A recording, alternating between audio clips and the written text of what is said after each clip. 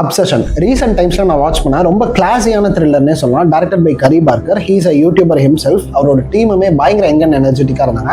So தியேட்டருக்குள்ளே போகும்போதே ரொம்ப பெரிய எக்ஸ்பெக்டேஷன்லாம் இல்லாமல் ரொம்ப நார்மலாக தான் போனது. பட் ஆனால் வெளியில் வரும்போது வந்து பார்த்தீங்கன்னா கரெக்டாக சொல்லணும்னா I was very obsessed with this obsession movie அப்படின்னு தான் சொல்லணும்.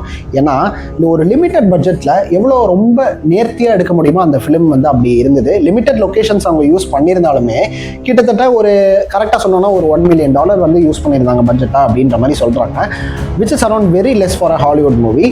ஸோ அதில் வந்து அவங்க காமிச்ச விதம், விஷுவல்ஸாக இருக்கட்டும், மியூசிக்காக இருக்கட்டும், அவங்க லிமிட்டட் லொக்கேஷன் யூஸ் பண்ணாலும் கேமரா ஆங்கிள்ஸாக இருக்கட்டும், இது எல்லாமே கிளாஸியாக இருந்தது. And more on the actors nail the show அப்படின்னே சொல்லலாம். ஸோ பேர் அண்ட் நிக்கி அப்படின்னு 2 பேர் வந்து நடிச்சிருந்தாங்க. ஸோ நிக்கியாக பெர்ஃபார்ம் பண்ணவங்கலாம் வந்து பார்த்தீங்கன்னா மிரட்டிட்டாங்க. She has a great future ahead அப்படின்னே சொல்லலாம். அண்ட் அந்த ஆப்போசிட்டில் இருக்கிற பேர் அப்படின்ற கேரக்டரும் வந்து பார்த்தீங்கன்னா அதுக்கு ஒரு ரியாக்டிவ் இன்ஸ்டன்ட் கொடுக்குற மாதிரி. அண்ட் மோர் ஓவர் அதுக்கு இது வந்து ஒரு ஹாரர் ஃபிலிமையும் தாண்டி இது ஒரு சைக்கலாஜிக்கல் த்ரில்லர் அப்படின்றது தான் எனக்கு தோணுது. ஏன்னா நீங்கள் பேயை எக்ஸ்பெக்ட் பண்ணி கண்டிப்பாக போகாதீங்க. பேய் இங்கே இருக்காது. பட் ஆனால் you have lot of surprises in this film. கண்டிப்பாக நீங்கள் இதை தியேட்ரிக்கல் எக்ஸ்பீரியன்ஸ் பண்ணணும் அப்படின்றது தான் என்னோட விஷஸ். ஸோ சப்போஸ் நீங்கள் யாராவது பார்த்துட்டீங்க அப்படின்னா கீழே கமெண்ட் செக்ஷனில் உங்களோட ஒப்பீனியன், உங்களுக்கு எப்படி இருந்தது அந்த ஃபிலிம் அப்படின்றத நீங்கள் சொல்லுங்கள்.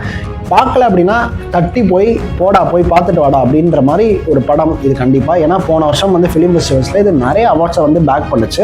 பேக் பண்ண உடனே தான் வந்து பார்த்திங்கன்னா இந்த வருஷம் வந்து அதை ரிலீஸ் பண்ணுறாங்க. அண்ட் ஹாலிவுடே வந்து பார்த்திங்கன்னா மிரண்டு நிற்குதுன்னு தான் சொன்னோம். இந்த லிமிடெட் பட்ஜெட்டில் கிட்டத்தட்ட 1400 கோடி வந்து பார்த்திங்கன்னா இது வரைக்குமே கலெக்ட் பண்ணியிருக்கு இந்த படம்.